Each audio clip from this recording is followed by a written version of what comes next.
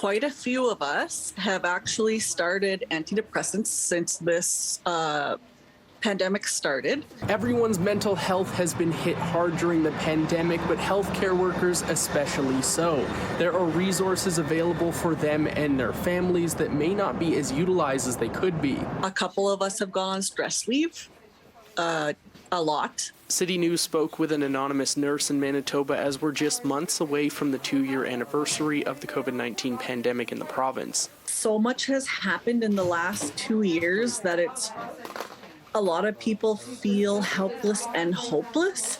But the thing that drives us nurses is that center drive in us to care, to help.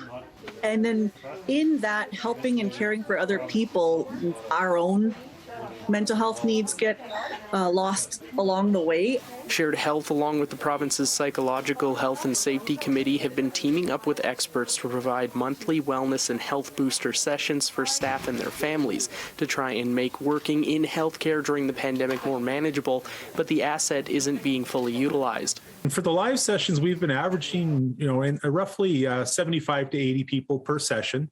And then we also offer rebroadcasts, and those have been roughly, anywhere from, 20 to 30 people are logging on to those rebroadcasts. Chad SAXON, a member of the Addictions Foundation of Manitoba, helped create the sessions. He hopes healthcare workers use this free service more. Another session goes live Friday with Dr. Joanne Unger, a clinical psychologist who says healthcare workers have enough thrown at them every day with very little control.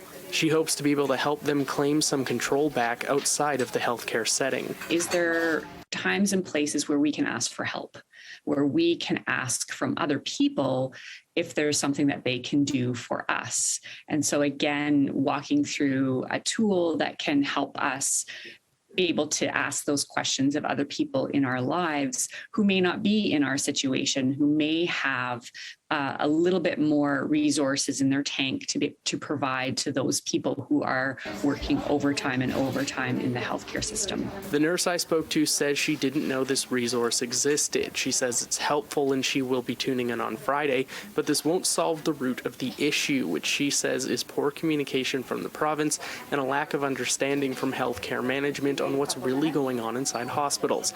The sessions can be found on the Shared Health website. In Winnipeg, Mike Albanese, City News.